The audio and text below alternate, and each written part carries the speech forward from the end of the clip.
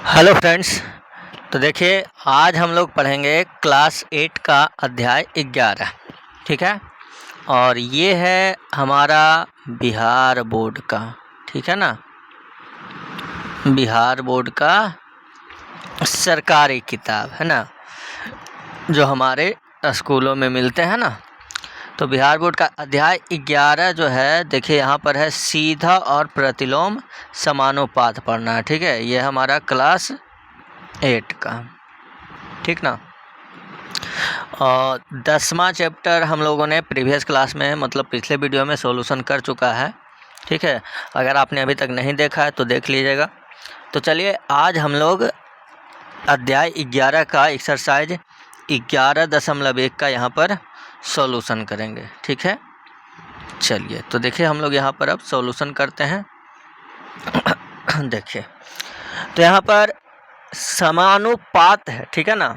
अनुपात और समानुपात जो होता है, इसमें समानुपात सीधा समानुपात और प्रतिलोम है, यानी व्युत्क्रमानुपात। जैसे कि यहाँ पर देखे है ना, सीधा और प्रतिलोम समानुपात है कि नहीं।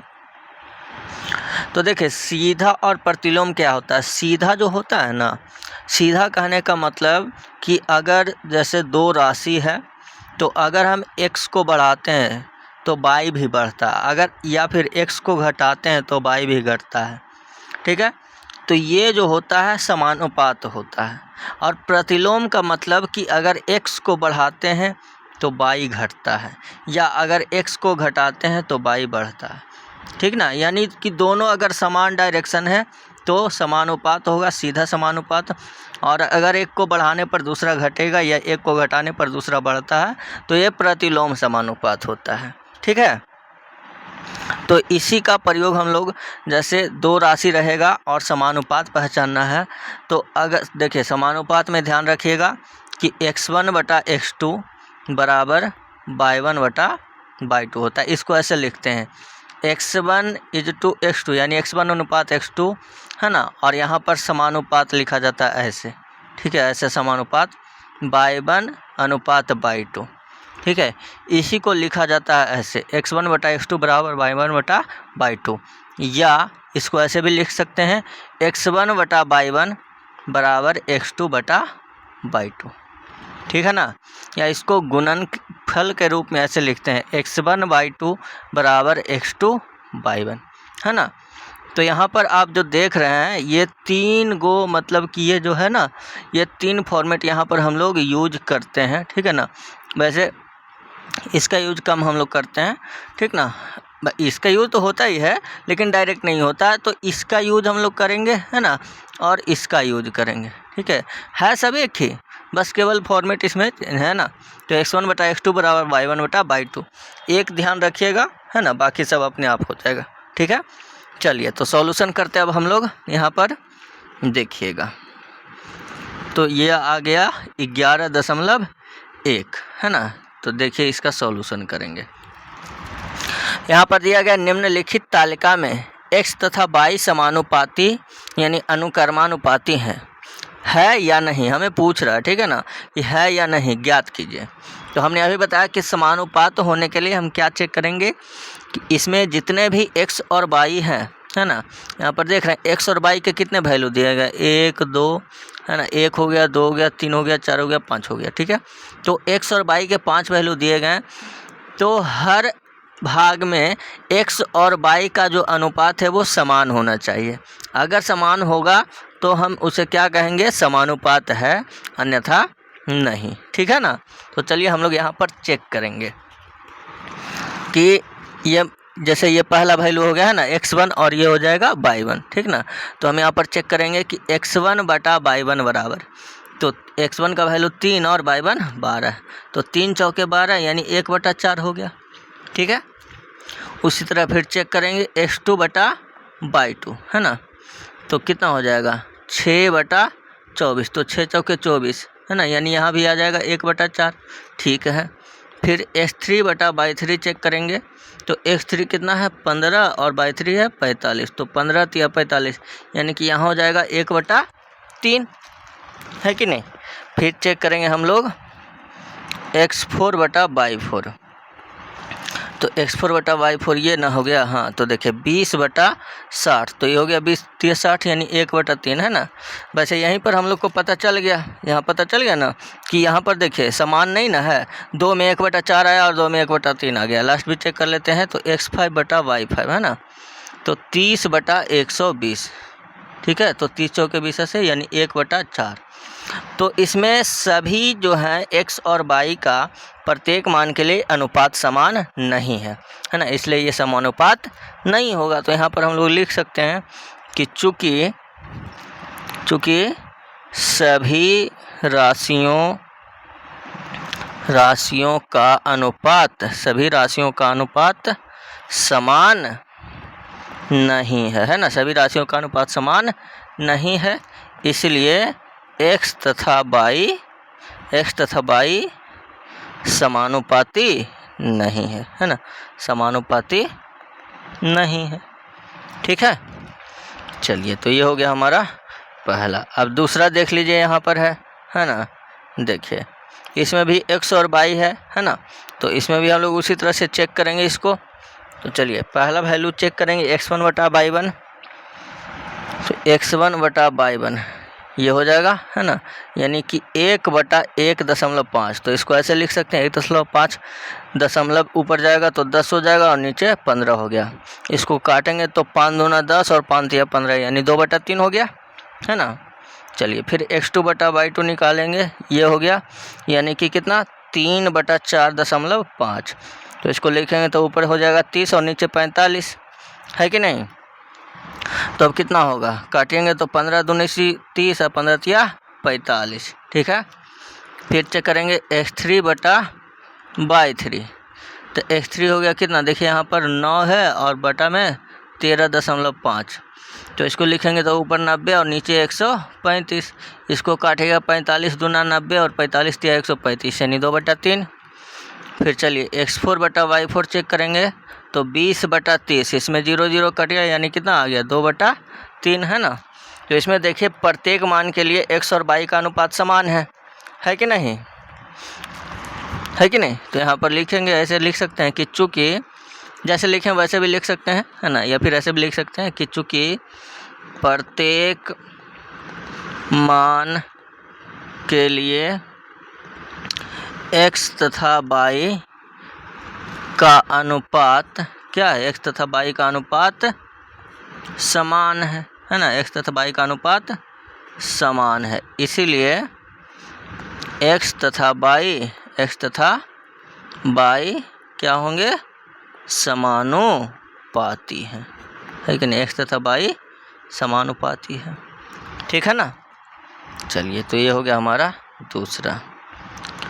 अब चलिए देख लीजिए नेक्स्ट नंबर 2, क्वेश्चन नंबर 2 आ जाइए। देखिए यहाँ पर दिया गया है टाइपिंग की परीक्षा पास करने के लिए कम से कम 30 शब्द प्रति मिनट चाहिए है ना। यहाँ देखिए 30 शब्द प्रति मिनट चाहिए, ठीक है। तो 30 शब्द प्रति मिनट टाइप करने होते हैं। एक परीक्षार्थी को पास होने के लिए आधे घंटे में कम से कम कितने शब्द टाइप करने होंगे, ठीक है ना। तो देखिए इसको समानुपात के अनुसार आप सारणी भी बना सकते हैं, नहीं तो डायरेक्ट भी बना सकते हैं, कोई दिक्कत नहीं है ना। तो देखिए सारणी से कैसे बनाते हैं, मतलब कि ऐसे बना लीजिए कि जैसे हो गया शब्द है ना, ठीक है, एक बॉक्स हो गया और नीचे हो गया समय, ठीक है ना। ये समय हो जाएगा क्या, मिनट में, ठीक है। देखिए ऐसे है ना, देखिए ना, हो गया ना।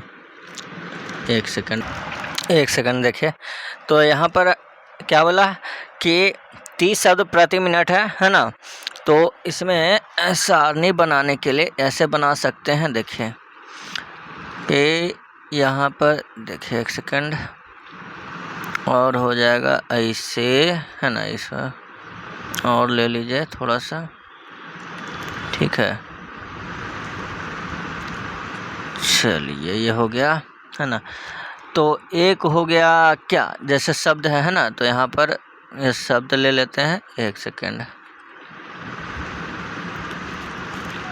ऐसे ले लीजिए, ये हो गया 2 वैल्यू, ठीक है ना, 2 ही वैल्यू तो चाहिए, ठीक है। हाँ देखिए, तो यहाँ हो गया शब्द और नीचे में ले लेते हैं ये समय जो कि मिनट में, ठीक है ना।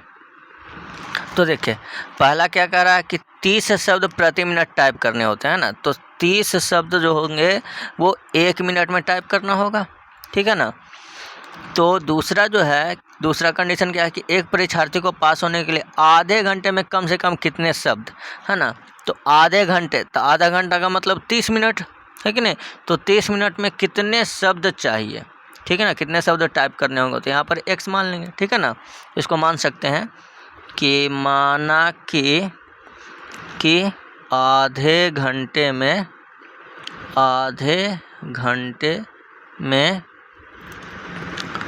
कम से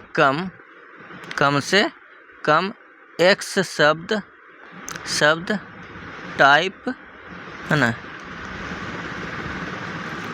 टाइप करने होंगे, ठीक है ना, इतना मान सकते हैं, है ना। और नहीं भी लिखेंगे तब भी चलेगा, इस सारणी से पता चल जाएगा, ठीक है ना। अब नीचे बना लीजिए, समानुपात यूज करेंगे, है कि नहीं। तो अब हो जाएगा यहाँ पर प्रश्न से, है कि नहीं। हालांकि ये जो बना है ये प्रश्न से ही बना है, ठीक है ना, कि भाई अनुपात यूज करेंगे तो 30 शब्द चाहिए 1 मिनट में, है ना, यानी कि 1 मिनट में 30 शब्द टाइप होंगे, तो 30 मिनट में कितने शब्द टाइप होंगे, ठीक है। यहाँ से x का वैल्यू निकाल लेंगे, तो 30 × 30/1 बराबर x, यानी कि हो जाएगा x बराबर कितना, 900 शब्द, है कि नहीं। यानी कि उसे परीक्षार्थी को पास होने के लिए आधे घंटे में कितने शब्द टाइप करने होंगे, तो 900 शब्द, है कि नहीं। चलिए ये हो गया दूसरा क्वेश्चन। नेक्स्ट देख लीजिए नंबर 3। तो इसमें क्या है कि मुकुंद के पास एक सड़क का मानचित्र है जिसके पैमाने में 1 सेंटीमीटर की दूरी 15 किलोमीटर निरूपित करती है, ठीक है। तो हम जानते हैं कि जैसे नक्शा जो होता है ना, सड़क का मैप हो तो कोई भी नक्शा हो वो छोटा होता है कि नहीं वास्तविक के मुकाबले। तो उसमें जो 1 सेंटीमीटर है, यहाँ पर देखिए 1 सेंटीमीटर जो वो वास्तविक में 15 किलोमीटर निरूपित करता है, ठीक है ना। तो आगे देखिए, गांधीनगर से जाकिर हुसैन सर्कल तक जाने वाली सड़क यदि मतलब कि वास्तविक दूरी अगर 75 किलोमीटर है तो मानचित्र में उसको कितना दूरी होगा, ठीक है।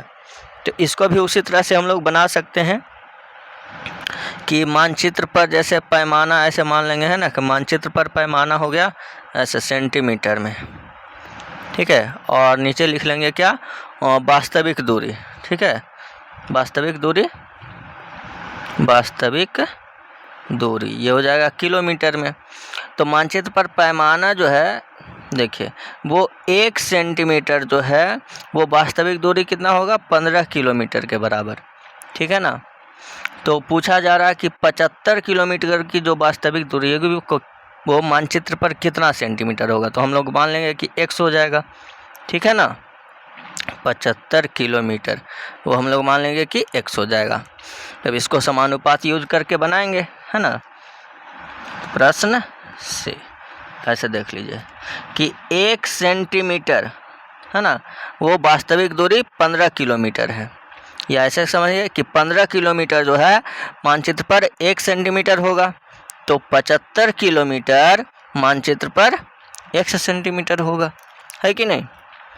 चलिए तो यहाँ से वो कितना हो जाएगा, 75 इधर आ जाएगा, यानी कि x बराबर 75/15, तो 15 × 75 यानी कि 5 सेंटीमीटर, ठीक है।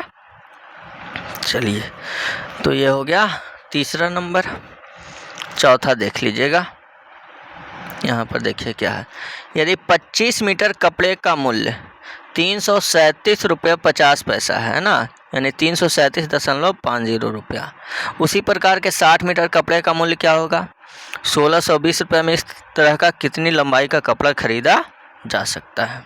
कोई दिक्कत नहीं है, इसको भी आप चाहें तो ऐसे सारणी में बना सकते हैं कि नहीं। देखिए एक सेकेंड, ये हो गया, है ना, और ये हो गया ऐसे, ठीक है, ये हो गया ऐसे, और एक ये ऐसे हो गया ना। चलिए एक ले लेते हैं ऐसे, ठीक है ना। तो एक यहाँ पर लिख लेते हैं भाई कि 1 सेकेंड, यहाँ पर कि ये हो गया हमारा कपड़ा, है ना, जो कि मीटर में, ठीक है। और नीचे लिख लेते हैं इसका मूल्य, ठीक है ना, जो कि रुपया में है, ठीक है। चलिए अब देखें यहाँ पर, तो पहला जो है ये इसमें 3 कॉलम होंगे ना। अच्छा चलिए तो 3 बना लेते हैं, एक ये हो गया और एक यहाँ से, ठीक है। देखिए तो पहला कह रहा है कि 25 मीटर कपड़े का मूल्य है ना, तो 25 मीटर जो कपड़ा है उसका मूल्य कितना हो जाएगा, तो 337.50 रुपया, ठीक है। उसके बाद पहला क्वेश्चन में है कि उसी प्रकार के 60 मीटर कपड़े, यानी 60 मीटर जो कपड़ा होगा, है ना, मीटर में तो लिखा हुआ है ये है, ठीक है ना। तो 60 मीटर जो कपड़ा होगा वो 1 सेकेंड, है ना, 60 मीटर जो कपड़ा होगा वो उसमें उसका मूल्य क्या होगा, ठीक है। तो मूल्य हम यहाँ पर मान लेते हैं उसका प्राइस P, ठीक है। फिर दूसरा क्वेश्चन के है कि 1620 रुपये में, इस बार मूल्य दिया गया और कपड़ा पूछा जा रहा है, तो यहाँ पर 1620 रुपये हो जाएगा कि 1620 रुपये में कपड़े का कितना कपड़ा, यानी कितनी लंबाई का कपड़ा खरीदा जा सकता है। तो यहाँ पर हम मान लेंगे कि L हो जाएगा, ठीक है ना। चलिए तो अब इसको हम लोग बनाते हैं। देखिए तो समानुपात यूज करेंगे, तो पहला में क्या हो जाएगा कि 25 मीटर कपड़ा का मूल्य जो है वो 337.50 रुपया है ना। तो उसी प्रकार 60 मीटर कपड़ा का मूल्य कितना होगा, है ना। तो यहाँ से निकाल लेंगे तो कितना हो जाएगा, तो 25, है ना, 25 गुना P बराबर इधर हो जाएगा 60 गुना 337.50 रुपया, ठीक है। तो यहाँ पर 1 जीरो ही तो ऐसे ही ख़त्म है, और यहाँ जो दशमलव है, ये दशमलव से ई जीरो ख़त्म हो गया, है ना। तो अब इसको गुना कीजिएगा, 3 कितना है 37.75, है ना, 6 गुना 33.75 हुआ ना, 33.75 बटा 25। जब इसको 25 से काटिएगा तो ये कट जाएगा आपका, देखिए 5 से काटेगा 25 और ये कट जाएगा कितना से, तो 5 छक्का 30, है ना, और 5 सत्ते 35, 5 25 यानी 675।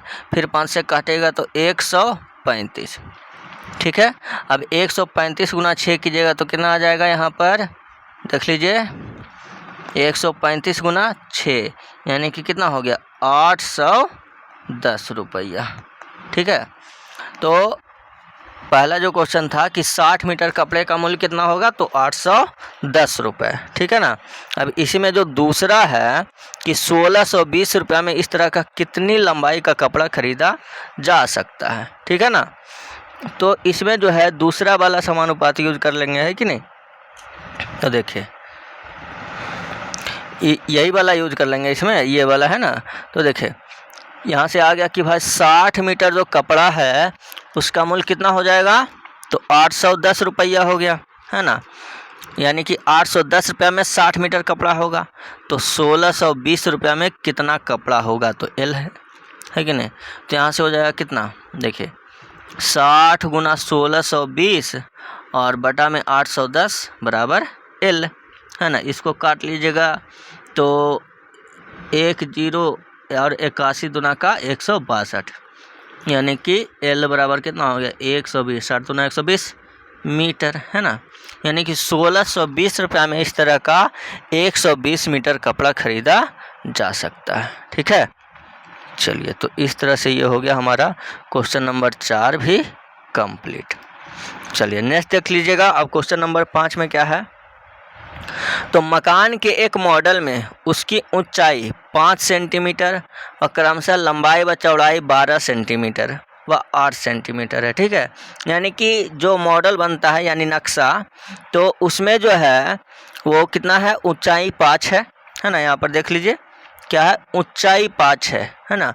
लंबाई और चौड़ाई 12 सेंटीमीटर और 8 सेंटीमीटर है, ठीक है ना। यहाँ पर अब यदि वास्तविक परिस्थिति में उसकी ऊंचाई 25 फुट हो, यहाँ ध्यान दीजिए कि मॉडल में ऊंचाई 5 है तो वास्तविक में उसकी ऊंचाई कितनी है, 25 है, यानी 5 बराबर 25 हो गया।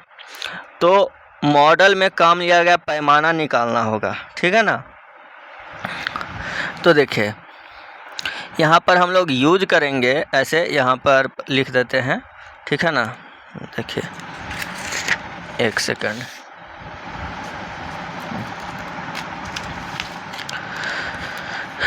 तो सबसे पहले यहाँ पर लिख देंगे कि मॉडल में जो ऊंचाई है, मॉडल में ऊंचाई, ठीक है, मॉडल में ऊंचाई कितनी है, तो 5 सेंटीमीटर, ठीक है। फिर वास्तविक ऊंचाई, वास्तविक ऊंचाई, तो वास्तविक ऊंचाई कितनी है, 25, 1 सेकंड, कहाँ, 25 फुट है, ठीक है ना, 25 फुट। तो पैमाना जो हो जाएगा कितना हो जाएगा, देखिए पैमाना तो हमेशा बड़ा में से छोटा से भाग देंगे, है कि नहीं। तो 25/5, वास्तविक ऊंचाई 25 फुट हो गया और मॉडल में 5 है ना, यानी 5 बराबर 25 है। तो कहने का मतलब हो गया कि 1 सेंटीमीटर में 5 फुट होगा, ठीक है ना। मॉडल में जहाँ पर 1 सेंटीमीटर दिखेगा वहाँ पर वास्तविक में कितना हुआ, 5 फुट हो गया, ठीक है। तो ये हो गया हमारा पैमाना कि 1 सेंटीमीटर बराबर 5 फुट हो गया। अब हमें निकालना है वास्तविक लंबाई और चौड़ाई, तो निकाल लेंगे, उसमें कोई दिक्कत नहीं है। तो इसलिए अब निकालेंगे वास्तविक लंबाई। तो पैमाना जो आ गया कि 1 सेंटीमीटर में 5 फुट, तो यहाँ पर वास्तविक लंबाई कैसे निकलेगा, तो देखिए यहाँ पर मॉडल में लंबाई कितना दिया गया, 12 सेंटीमीटर है ना। तो 1 सेंटीमीटर में 5 फुट, तो 12 सेंटीमीटर में 12 गुना 5 यानी कि 12 × 5 60 फुट हो जाएगा, है कि नहीं। तो ये हो गया वास्तविक लंबाई। फिर वास्तविक चौड़ाई, तो मॉडल में चौड़ाई कितना है, 8 सेंटीमीटर, तो 8 गुना 5 हो जाएगा यानी 40 फुट, ठीक है ना। चलिए, तो ये हो गया 5वां का आंसर। नेक्स्ट देख लीजिए 6ठा नंबर। यहाँ पर भी देखिए, मान लीजिए 2 केजी दाल में 7 × 10⁵ क्रिस्टल है, तब दी गई दालों की मात्रा में कितने क्रिस्टल होंगे। यानी कि यहाँ पर भी समानुपात का यूज करके हम लोग निकालेंगे, ठीक है ना। तो देखिए पहला में जैसे यूज करेंगे, है ना, कि भाई 2 केजी दाल में कितना क्रिस्टल है, तो 7 × 10⁵ क्रिस्टल है।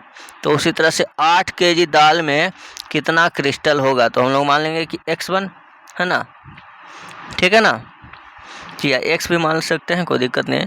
तो यहाँ से हम लोग को x का मान निकालना होगा, तो कैसे निकालेंगे, x इधर आ जाएगा, है ना। तो x बराबर हो जाएगा कितना, 8 गुना 7 × 10⁵ है ना।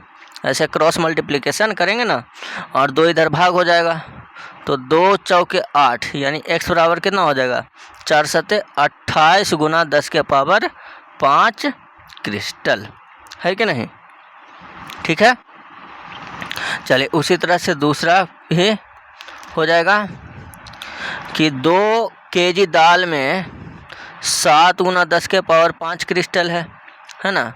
तो 5 केजी दाल में कितना क्रिस्टल होगा, तो इसको हम लोग y मान लेते हैं, ठीक है ना। तो यहाँ से निकालेंगे y बराबर, तो कितना हो जाएगा,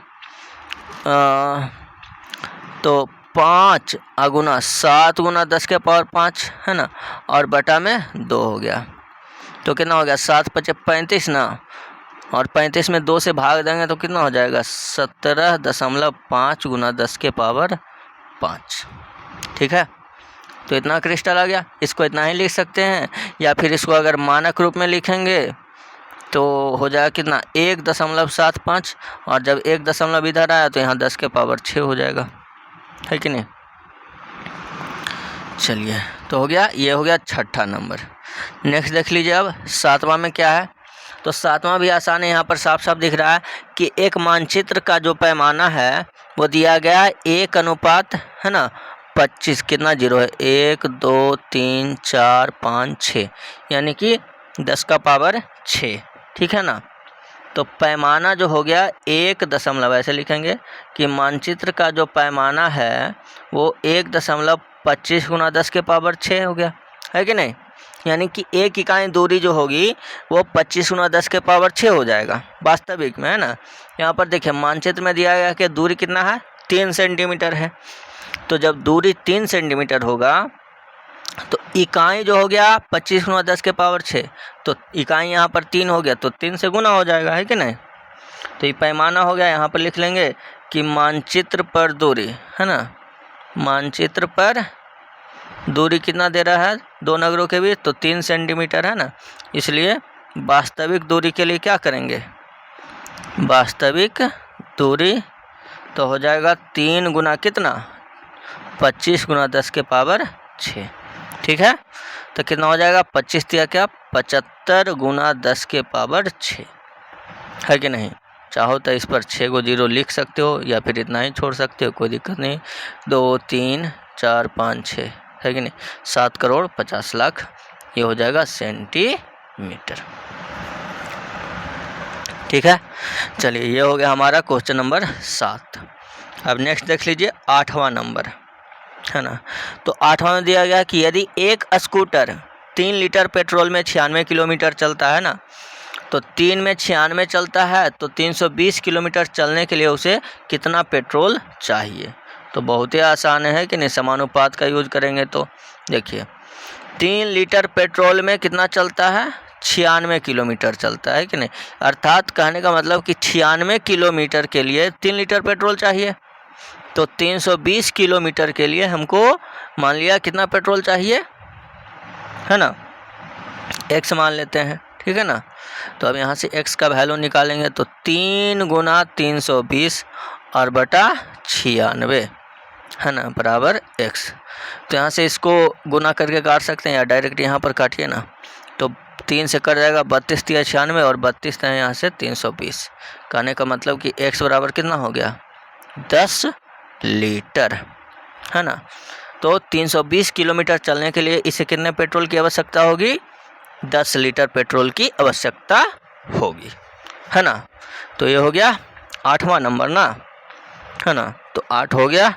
चलिए तो ये हो गया हमारा एक्सरसाइज 11.2 समाप्त, 11.1 सॉरी, है ना। तो 11.1 हो गया समाप्त हो गया, है ना।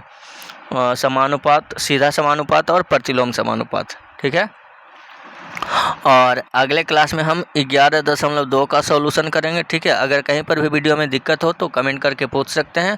और अगर वीडियो अच्छा लगा हो, समझ में आया है तो प्लीज़ वीडियो को लाइक कमेंट शेयर और सब्सक्राइब कर लीजिएगा, है ना। चैनल को सब्सक्राइब करके बेल आइकन ज़रूर दबा लीजिएगा, ठीक है, ताकि जैसे ही हम अगला वीडियो डालें तो आप तक इसका नोटिफिकेशन पहुँच जाए, ठीक है ना। और वीडियो को जितना अधिक से अधिक हो सकता है शेयर कर दीजिए, क्योंकि आपके साथ साथ आपके फ्रेंड भी इस वीडियो के इंतज़ार में हैं, ठीक है ना।